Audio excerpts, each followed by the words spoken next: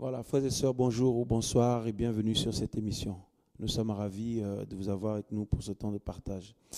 Merci Seigneur Jésus pour ta bonté, ta fidélité, pour cette soirée. Que ton nom soit béni Seigneur. Conduis-nous en toutes choses Seigneur pendant ce temps de partage au nom de Jésus. Amen. Voilà frères et sœurs, alors ce soir nous voulons répondre un peu aux questions un peu des frères et sœurs parce qu'on a eu à cœur de mettre en place, comme on vous le disait dans les vidéos précédentes, donc une possibilité dans le site de Vivre l'Évangile de pouvoir poser des questions si vous avez à cœur concernant la vie chrétienne pratique, s'il y a des choses que vous rencontrez ou par rapport à la parole du Seigneur. Et nous essayons à la lumière des Écritures et selon l'aide du Seigneur d'essayer d'évoquer ça ensemble. Alors on a voulu évoquer ces choses lors des émissions. Évidemment, nous ne répondons pas à toutes tes questions, mais quelques-unes, selon que Dieu nous conduit. Et on le partage sur ce plateau pour pouvoir faire profiter aussi les frères et sœurs qui ont l'habitude de suivre nos partages. Voilà, donc ce soir, nous voulons répondre à une question qui nous a été envoyée. Voilà, alors il y a une personne qui nous a écrit, il s'agit d'un frère donc, qui est dans le 89, voilà, donc du côté de c'est Orléans 3 là-bas, hein, à Sens. Donc la question est: bonjour frères et sœurs de la mission Vive l'Évangile, j'aimerais savoir où vont les morts en Christ. Est-ce qu'ils vont directement au ciel, car la Bible nous dit qu'après la mort vient le jugement, ou est-ce qu'ils vont dans un endroit en attendant la résurrection avec un corps incorruptible pour l'enlèvement de l'Église? Merci d'avance pour votre réponse. Que Dieu vous bénisse. Ok, parfait. Merci les frères du côté des appareils. Gloire à Dieu. Alors, où vont les morts en Christ, hein? Donc, où vont les personnes qui meurent en Christ? Est-ce qu'ils vont dans un lieu provisoire? Ils vont au ciel, tout ça? Voilà. Donc, on va essayer d'y répondre à la lumière des Écritures. Tout d'abord, on va prendre un passage dans Luc. Luc chapitre 23. Merci aux frères du côté technique qui nous aident beaucoup avec leur travail qu'on ne voit pas forcément, mais qui est tellement nécessaire, sans lequel on ne pourrait pas vous partager toutes ces vidéos. Que le Seigneur les bénisse. Donc Luc chapitre 23. Alors, on va lire à partir du verset 39. Donc Luc 23, 39. Il nous est dit ceci: car voici des jours viendront où l'on dira heureuses les stériles, les stériles, les entrailles qui n'ont pas enfanté et les mamelles qui n'ont pas allaité. Alors ils se mettront à dire aux montagnes: tombez sur nous, et aux collines, couvrez-nous, car s'ils font ces choses au bois vert, que sera-t-il fait au bois sec? Deux autres aussi, qui étaient des malfaiteurs, furent menés pour les faire mourir avec lui. Et quand ils furent arrivés au lieu qui est appelé Calvaire, le crâne, ils le crucifièrent là. Et les malfaiteurs aussi, l'un à la droite et l'autre à la gauche. Jésus dit: Père, pardonne-leur, car ils ne savent pas ce qu'ils font. Ils se partagèrent ensuite ses vêtements en tirant au sort. Et le peuple se tenait là et regardait. Les magistrats se moquaient de Jésus, disant: il a sauvé les autres, qu'il se sauve lui-même, s'il est le Christ, l'élu de Dieu. Les soldats aussi se moquaient de lui, s'approchant et lui présentant du vinaigre et disant: si tu es le roi des Juifs, sauve-toi toi-même. Or, il y avait au-dessus de lui un écriteau en lettres grecques, romains et hébraïques. En ces mots: celui-ci est le roi des Juifs. L'un des malfaiteurs, le verset 39 qui nous importe, l'un des malfaiteurs qui était crucifié, l'outrageait, disant: si tu es le Christ, sauve-toi toi-même et sauve-nous. Mais l'autre le reprenait en disant: ne crains-tu pas Dieu, car tu es condamné au même supplice, Pour nous, c'est juste, car nous recevons ce qui ont mérité nos crimes. Mais pour celui-ci, celui-ci n'a fait aucun mal. Et il dit à Jésus, Seigneur, souviens-toi de moi. Hein? Seigneur, souviens-toi de moi quand tu viendras dans ton règne. Le verset 43, où nous voulions en venir, il nous est dit, Jésus lui dit, je te le dis en vérité, aujourd'hui tu seras avec moi dans le paradis. Voilà. Aujourd'hui tu seras avec moi dans le paradis. Alors, où vont les morts en Christ, hein? Nous savons que le chemin du ciel n'était pas encore ouvert, parce que dans Jean 3, Jésus a dit, personne n'est monté au ciel, hein, personne non plus n'est descendu du ciel, si ce n'est le Fils de l'homme qui est dans le ciel, le Fils de Dieu. Et donc, Jésus est lui-même le chemin, hein, la vérité, la vie. Avant Jésus, on ne pouvait pas accéder au paradis. Donc, Jésus dit ici à ce malfaiteur que, il lui dit, aujourd'hui tu seras avec moi dans le paradis, frères et sœurs. Hein? Et le verset 13 de Jean chapitre 3, verset 13, Jésus dit, car personne n'est monté au ciel si ce n'est celui qui est descendu du ciel, à savoir le Fils de l'homme qui est dans le ciel. Voilà. Donc, Jésus précise ici, hein, donc avant sa venue, comme on a reçu des enseignements qui nous ont tellement éclairés et édifiés, nous avons compris que donc avant sa venue, personne n'est allé au ciel. Alors, comme on nous a expliqué, Élie, Enoch, tout ça, ils sont allés où alors? Parce que si Jésus dit personne n'est allé au ciel à part lui, personne n'est monté à part lui, donc et personne n'est descendu non plus. Donc, Élie et Enoch, ils sont allés où? Dieu seul le sait. Dieu seul le sait, mais nous faisons confiance aux Écritures, frères et sœurs. En tout cas, Jésus affirme à ce malfaiteur à côté de lui, il dit, aujourd'hui tu seras avec moi dans le paradis. Alors, rappelons-nous bien que avant que Jésus soit crucifié, le Seigneur avait illustré donc une histoire dans Luc 16, en parlant de l'homme riche et Lazare. Nous avons l'habitude de dire que c'est une parabole, mais vous remarquerez, mes frères et sœurs, que dans les paraboles, le Seigneur ne disait pas les noms des gens. Dans les paraboles, Jésus ne disait pas les noms. Il disait, un homme avait une vigne, un homme avait 2 fils, un homme avait semé. Voilà, il ne disait jamais le nom de quelqu'un. Mais dans l'histoire de Luc 16, Jésus parle de l'homme riche et de Lazare. Voilà, il y a une information qui nous est donnée là, le nom de Lazare notamment. Donc, nous comprenons par là que ce n'est pas une parabole, mais c'est une réalité. Voilà, c'est une réalité que Jésus a illustrée là, dans Luc 16, en montrant que 2 hommes menaient deux catégories de vie pendant leur séjour terrestre.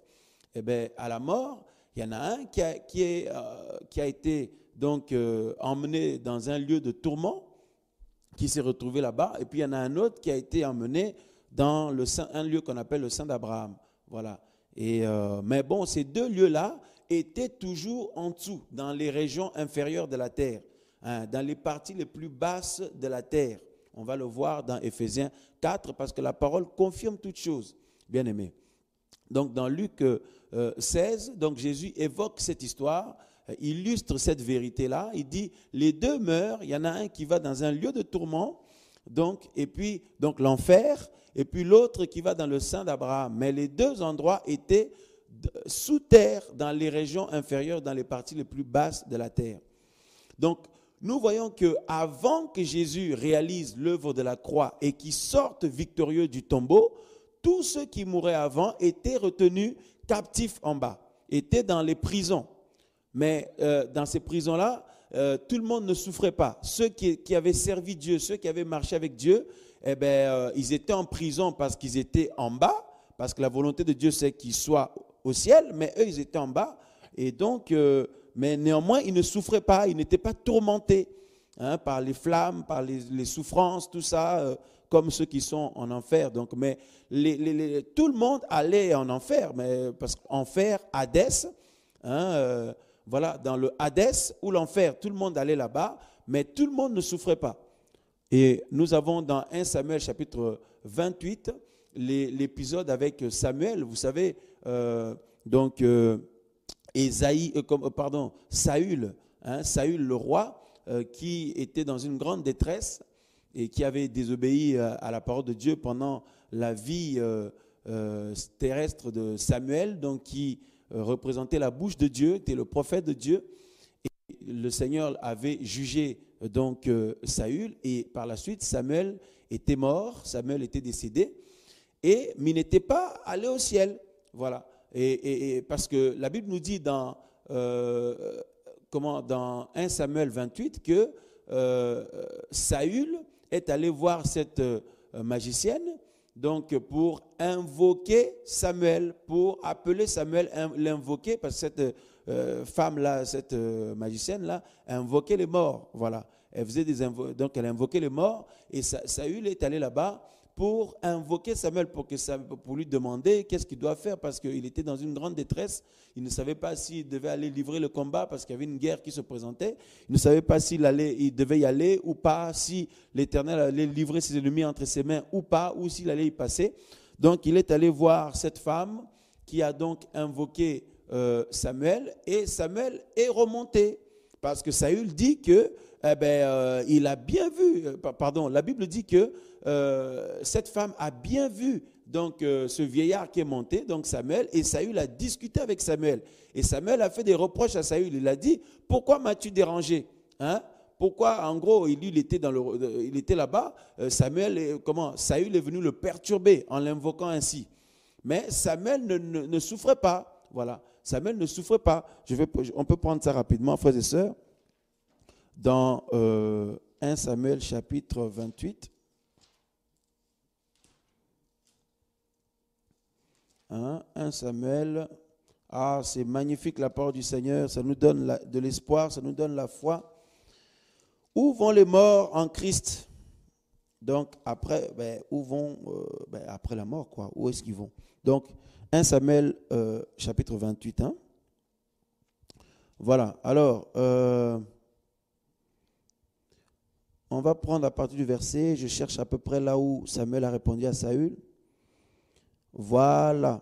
Donc, 1 Samuel chapitre 28, nous lisons le verset.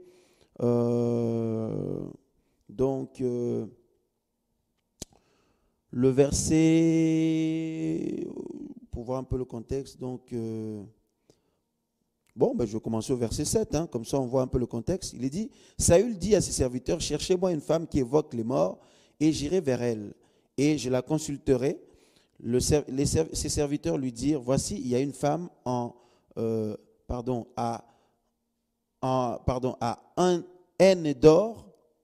Endor, qui évoque les morts, Endor ou Endor. Le verset 8. Alors Saül se déguisa, prit d'autres vêtements, et il partit avec 2 hommes, et ils arrivèrent de nuit chez cette femme. Et Saül lui dit, je te prie, évoque les morts, et fais monter vers moi celui que je te dirai. Mais la femme lui répondit, voici, tu sais que Saül a fait, parce qu'elle ne savait pas que c'était le roi qui était là, parce qu'il s'était déguisé, tu sais ce que Saül a fait et comment il a exterminé du pays ceux qui évoquent les morts et les devins. Pourquoi donc dresses-tu un piège à mon âme pour me faire mourir? Saül lui jura par Yahweh et lui dit, Yahweh est vivant, il ne t'arrivera pas de mal pour cela. Alors la femme dit, qui veux-tu que je te fasse monter? Et il répondit, fais-moi monter Samuel. Et la femme, voyant Samuel, parce qu'il est vraiment remonté, il est monté du séjour des morts là-bas, du Hadès. Quand cette femme l'a vu, la Bible dit, le verset 12, et la femme, voyant Samuel, s'écria à haute voix en disant à Saül, pourquoi m'as-tu trompé? Parce qu'elle a reconnu que c'était le roi, car tu es Saül. Et le roi lui répondit, ne crains pas. Mais que vois-tu? La femme dit à Saül, je vois un Dieu qui monte de la terre. Il lui dit encore, comment est-il fait? Elle répondit, c'est un vieillard qui monte. Et il est couvert d'un manteau. Et Saül comprit que c'était Samuel. La Bible affirme ici que Saül comprit que c'était Samuel. Donc ce n'est pas un fantôme. C'était bien Samuel. Et donc, il s'inclina le visage contre terre et se prosterna. Samuel dit à Saül, pourquoi m'as-tu troublé? Le verset 15. Donc, Samuel qui était mort, donc on voit bien qu'il vivait là-bas. Pourquoi m'as-tu troublé en me faisant monter? Et Saül lui répondit, je suis dans une grande angoisse, une détresse, car les Philistins me font la guerre et Dieu s'est retiré de moi. Il ne m'a plus répondu ni par les prophètes ni par des songes. C'est pourquoi je t'ai invoqué afin que tu me fasses entendre ce que j'aurai à faire. Voilà. Malheureusement pour Saül, Samuel lui dit, tu pars là-bas, tu vas mourir là-bas, toi et tes enfants. Donc Dieu, aujourd'hui, donc il dit, aujourd'hui vous allez être avec moi ici. On peut lire la suite parce que c'est quand même intéressant dans le cadre de ce qu'on veut dire.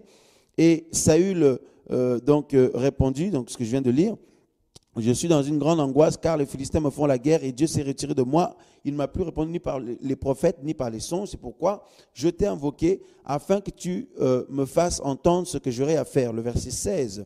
Samuel dit, pourquoi donc me consultes-tu puisque Yahweh s'est retiré de toi et qu'il est devenu ton ennemi? Yahweh te traite comme je t'avais annoncé de sa part, car Yahweh a déchiré le royaume d'entre tes mains et il l'a donné à un autre, à David, parce que tu n'as pas obéi à la voix de Yahweh et que tu n'as pas exécuté l'ardeur de sa colère contre Amalek. À cause de cela, Yahweh te traite de cette manière-là aujourd'hui. Et même Yahweh livrera Israël avec toi entre les mains des Philistins. Et vous serez, il dit, vous serez demain avec moi, toi et tes fils. Où ça? Dans le Hadès ou dans le séjour des morts ou en enfer là-bas. Yahweh livrera aussi le camp d'Israël entre les mains des Philistins. Donc Samuel le prophète dit à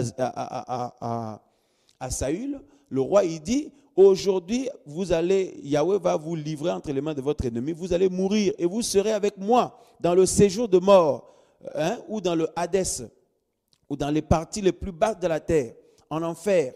Mais là-bas, tout le monde ne souffrait pas parce que nous savons que Samuel a servi le Seigneur. Samuel était fidèle au Seigneur. Samuel a marché avec le Seigneur, mais pas Saül. Mais comment se fait-il que Samuel dit que Saül, tu seras avec moi, toi et tes fils, demain, vous serez avec moi là-bas. Donc cela confirme le récit de Luc chapitre 16 dont Jésus a parlé. Concernant l'homme riche et Lazare. Voilà, cela confirme ce récit-là en montrant que Lazare avait servi le Seigneur, avait cru au Seigneur et servi le Seigneur, alors que l'homme riche, lui, ne s'occupait pas du Seigneur. Et les deux ont été dans le séjour des morts ou dans le Hadès ou en enfer, mais les deux ne souffraient pas. Voilà, là-bas, dans le séjour des morts, Lazare était dans le sein d'Abraham, mais l'homme riche était dans le tourment. Voilà, et c'est pareil, donc Samuel dit à Saül, il dit, pourquoi m'as-tu troublé? Donc nous comprenons par là que lui, Samuel, donc dans le Hadès, dans le séjour des morts, il n'était pas dans les tourments, il était dans un lieu de repos.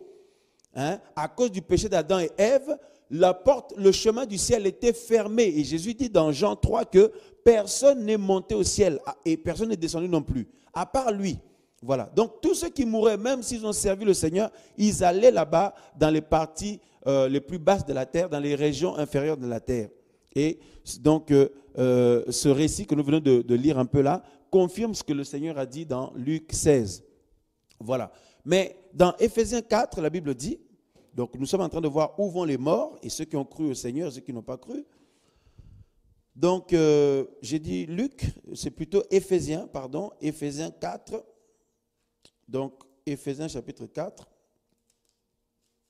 la Bible dit, oh, la parole du Seigneur est merveilleuse, frères et sœurs. Donc, on profite évidemment, comme on a dit, avec ces questions que les bien-aimés évoquent, pour exhorter un petit peu, partager la parole du Seigneur, pour nous fortifier un peu, nous encourager. Si cela vraiment est agréable au Seigneur, que cela nous encourage et nous fortifie. Alors, Éphésiens chapitre 4, nous lisons le verset 7. Paul dit, poussé par le Saint-Esprit bien sûr, mais la grâce est donnée à chacun de nous selon la mesure du don de Christ. C'est pourquoi il est dit, étant monté en haut, il a emmené captive une grande multitude de captifs. Voilà. Jésus, la Bible dit, lors de sa résurrection, a emmené captive une grande multitude de captifs. Il a donné des dons aux hommes. Le verset 9, or que signifie qu'il est monté, sinon qu'il est premièrement descendu dans les parties les plus basses de la terre. Donc la Bible nous apprend quand Jésus mourait sur la croix là, quand pendant les 3 jours là, les gens croyaient que c'était fini pour lui, c'en était fini de lui, eh bien Jésus, en fait il n'était pas resté au tombeau, il est parti en esprit dans les parties les plus basses de la terre, dans les régions inférieures de la terre. Il est parti dans le séjour des morts, dans le Hadès, en enfer là-bas, la Bible dit. Il est parti pour aller libérer les captifs, frères et sœurs. La Bible dit, or, que signifie qu'il est monté, sinon qu'il est premièrement descendu dans les parties les plus basses de la terre.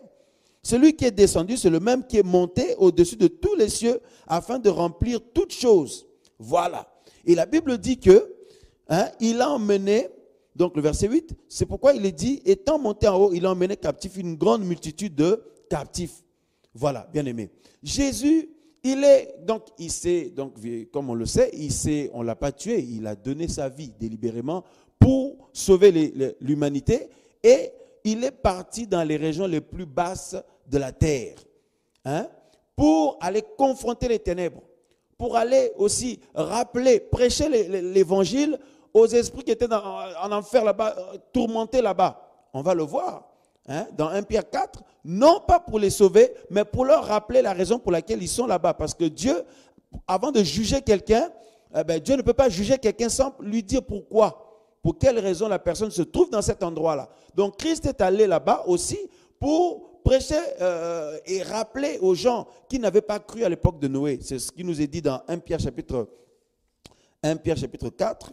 Pas pour les sauver, parce que quand on meurt, c'est fini. On ne peut plus croire, on ne peut plus faire marche arrière, il n'y a plus de grâce, c'est terminé. C'est pour ça, frères et sœurs, nous qui sommes en vie, c'est maintenant qu'il faut se ressaisir, s'accrocher, s'investir avec le Seigneur et s'examiner personnellement, au quotidien. Alors, donc 1 Pierre, chapitre 3, pas 1 Pierre 4, mais 1 Pierre 3, le verset, je lis à partir du verset 18, et puis on va descendre en bas. Car Christ aussi a souffert une fois pour les péchés, lui juste pour les injustes, afin de nous emmener à Dieu, étant mort à la chair, mais vivifié par l'Esprit, par lequel aussi il est allé prêcher aux esprits qui sont en prison. Voilà. Et qui avaient été autrefois, donc dans le passé, incrédules, quand la patience de Dieu les attendait pour la dernière fois durant le jour de Noé. Tandis que l'arche se préparait dans laquelle un petit nombre d'âmes, c'est-à-dire 8, furent sauvés au travers de l'eau. Voilà. La Bible dit qu'à l'époque de Noé, Noé a prêché la parole de Dieu. C'était le prédicateur de la justice. Mais les gens de son époque n'ont pas voulu croire. Et quand ils sont morts, ils sont allés dans le Hadès, dans le séjour des morts. Ils sont allés en prison, en enfer, dans le lieu de souffrance. Là où était l'homme riche, là, dont Jésus a parlé dans Luc 16. Et Jésus est allé là-bas pour leur rappeler pourquoi ils sont là. Voilà. Mais dans Éphésiens 4, on nous dit qu'il a libéré les captifs.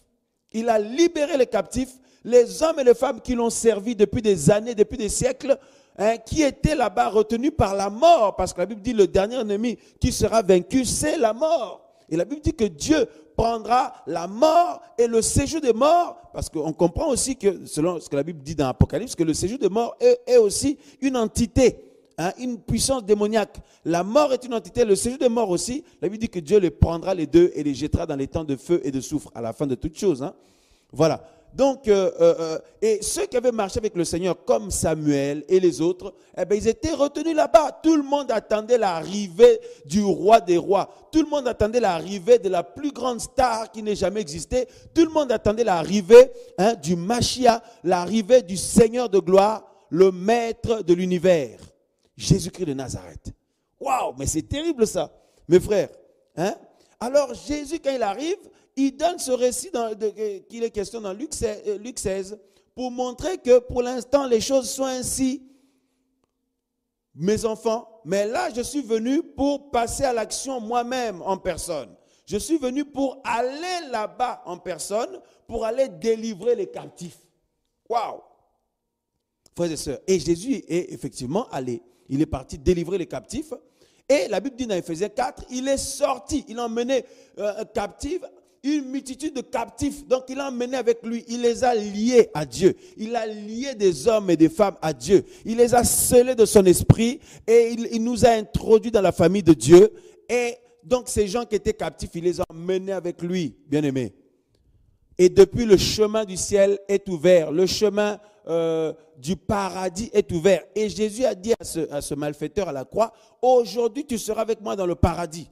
Parce qu'il savait qu'il allait tout accomplir et ouvrir ce chemin-là. Frères et sœurs, alléluia. Et Paul dit quelque chose de très intéressant dans 1 Corinthiens chapitre 12. 1 Corinthiens chapitre 12. Paul dit que, Paul parle aussi du paradis. Parce qu'avant la venue de Jésus, sa mort et sa résurrection, on ne parlait pas de paradis. On n'avait jamais entendu parler de paradis. Et Jésus lui-même a parlé du paradis à ce malfaiteur à côté de lui à la croix. Et Paul en parle aussi par la suite, parce qu'il a eu une expérience avec le Seigneur. 2 Corinthiens 12, le verset 1. La Bible dit, certes, c'est Paul qui parle, il dit, certes, il ne me convient pas de me glorifier, car j'en viendrai jusqu'aux visions et aux révélations du Seigneur. Je connais un homme en Christ. Bon, il parlait de lui-même, mais en fait, il a voulu être un peu humble, quoi. Je connais un homme en Christ, il y a 14 ans passés. Si ce fut dans le corps, je ne sais. Si ce fut hors de son corps, je ne sais. Dieu le sait. Et cet homme, qui a été ravi jusqu'au 3e ciel. Voilà, jusqu'au 3e ciel, parce que la Bible parle du 3e ciel, c'est là où il y a le paradis de Dieu, quoi. Voilà, là où il y a le Seigneur, parce que le premier ciel, c'est le ciel atmosphérique que nous voyons, et puis entre le ciel atmosphérique et le ciel de Dieu, il y a un deuxième ciel au milieu, là, c'est le ciel astral. C'est là où Paul dit que nous luttons contre des puissances spirituelles, des puissances démoniaques dans les lieux célestes. Ils sont dans le 2e ciel, là. C'est là où les satanistes vont là-bas, là où les sorciers, tout ça, ils sortent la nuit, ils vont là-bas pour des réunions, tout ça là. Voilà, bien aimé. Alors, Paul dit, et cet homme fut ravi dans le 3e ciel, et le verset 3, et je sais que cet homme, si ce fut dans son corps, ou si ce fut hors de son corps, je ne sais, Dieu le sait, a été ravi dans le paradis. Il dit, je ne sais pas si cet homme a été ravi avec son corps physique ou en dehors de son corps. Je n'en sais rien, mais ce dont je suis sûr, la certitude que j'ai, c'est que cet homme, en fait, il s'agissait de lui-même, il dit qu'il a été dans le paradis. Ça, c'est une certitude. Il dit, il fut ravi, a été ravi dans le paradis.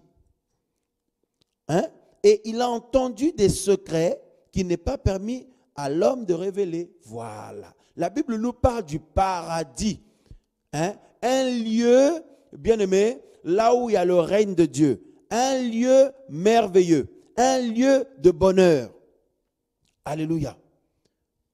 Et il dit, bien aimé, il dit qu'il a entendu des secrets là-bas. Il y a des choses là-bas qui se disent. Donc là-bas, dans le paradis, les gens vivent. Il y a la vie là-bas. On vit. On parle, il y a des choses qui se disent, il y a la vie là-bas, quoi. Mais c'est un lieu de bonheur. Voilà. En fait, actuellement, ou je dirais avant la mort et la résurrection de Jésus, ceux qui mouraient, que ce soit en ayant cru en Dieu ou pas, ils allaient tous dans les parties les plus bas de la terre. Parce qu'ils attendaient la délivrance, l'arrivée du Messie. Et le Messie est venu, il a délivré tout le monde.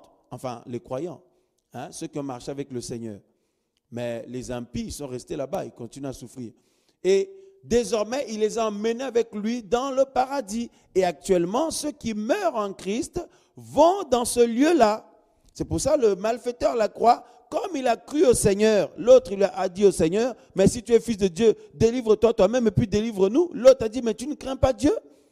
Lui, il n'a rien fait, tout ça là, mais il est là, tout ça, il donne sa vie pour les autres. Il dit, oh Seigneur, souviens-toi de moi quand tu viendras dans ton règne. Donc, en gros, il a cru à Jésus. Il a donné son cœur à Jésus.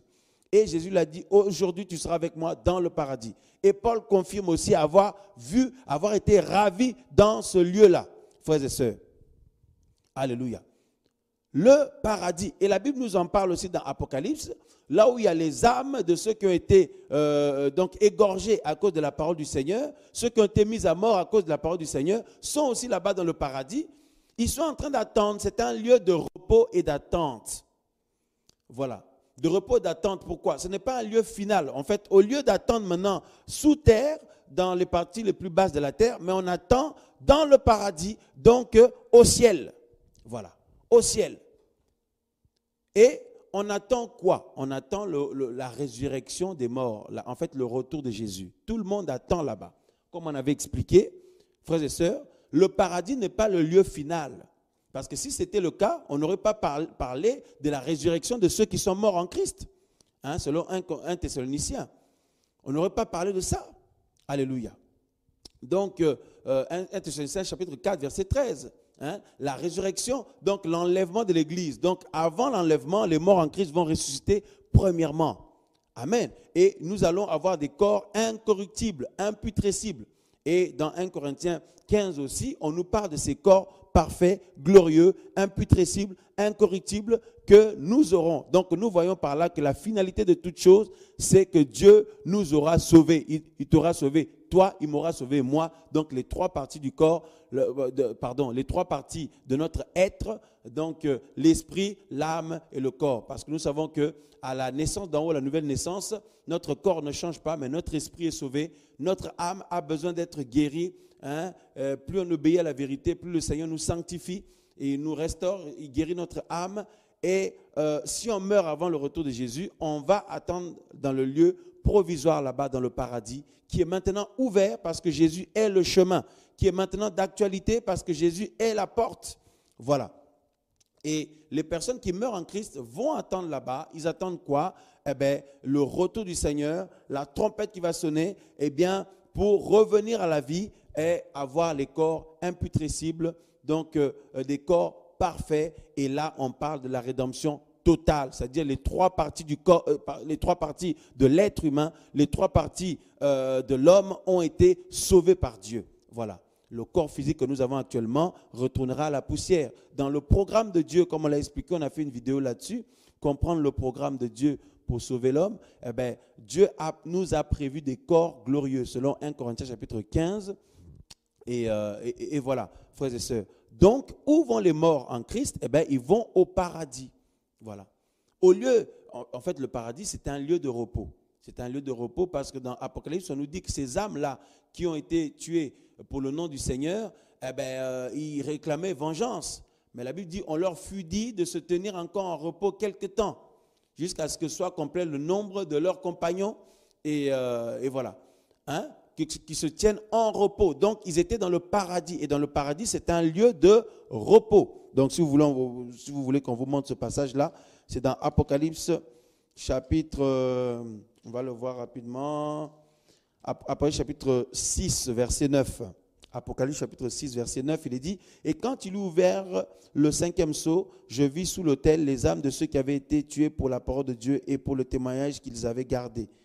Et elle criait à haute voix, disant, « Jusqu'à quand, Seigneur, qui est saint et véritable, ne jugeras-tu pas et ne vengeras-tu pas notre sang sur ceux qui habitent sur la terre ?» Et il leur fut donné à chacun des robes blanches. Il leur fut dit de se tenir en repos, encore un peu de temps. Donc, dans le lieu de repos là-bas, c'était au paradis. Hein? De se tenir en repos encore un peu de temps jusqu'à ce que le nombre de leurs compagnons de service et de leurs frères qui doivent être mis à mort comme eux soit complet. Voilà, frères et sœurs. Donc, où vont les morts en Christ? Eh bien, ils vont au ciel, dans le paradis. C'est un lieu provisoire. Voilà, c'est un lieu provisoire en attendant la résurrection. Voilà, donc ces mêmes personnes-là qui sont dans le paradis, si la trompette sonne, la dernière trompette, eh bien, ils reviennent à la vie et ils ressuscitent avec des corps glorieux. Et nous qui sommes vivants, avec eux, nous partons à la rencontre du Seigneur. Frères et sœurs, voilà. Donc, en attendant, nous attendons le retour du Seigneur. C'est pour ça qu'on se sanctifie, on apprend à se remettre en question, on apprend à plaire au Seigneur, pas par contrainte, pas en râlant, j'ai pas le droit de ceci, j'ai pas le droit de cela. On a tous les droits. Paul disait, tout m'est permis. Tout m'est permis, on a tous les droits, mais tout n'est pas utile. Frères et sœurs, nous apprenons à choisir de faire le bien. au lieu de se mettre Dieu à dos. Voilà. Donc, les morts en Christ vont dans le paradis. C'est le lieu d'attente. Parce que tout le monde, et les morts en Christ, et nous les vivants, nous attendons le retour du Maître, le retour du Seigneur de gloire, Seigneur Jésus-Christ de Nazareth. Parce que si le paradis était le lieu final, on n'aurait pas dit que ces gens-là reviennent encore à la vie pour avoir des corps glorieux. Voilà, selon ce que la Bible dit dans 1 Corinthiens 15 et 1 Thessaloniciens chapitre 4. Voilà, donc ceux qui ont le Seigneur, s'ils meurent maintenant, Jésus n'est pas encore revenu, ils vont attendre là-bas dans le paradis parce que le chemin est maintenant ouvert. C'est Jésus lui-même qui est le chemin. La Bible dit il a emmené avec lui des hommes et des femmes là-bas, selon Éphésiens 4. Mais ceux qui meurent sans le Seigneur vont dans le Hadès, en prison, en enfer, dans la souffrance. Voilà, frères et sœurs, que le Seigneur vous bénisse. Soyons encouragés, nous qui aimons Jésus, nous qui servons Jésus, et que le Seigneur soit avec nous en toutes choses, qu'il bénisse vos familles et vos vies aussi. Prions les uns pour les autres, parce que notre Maître, nous l'attendons, il revient bientôt. Voilà, si vous avez aussi des questions, vous pouvez aller pour nous les partager. Voilà, que le Seigneur vous garde et merci pour vos prières, vos soutiens. Au nom de Jésus.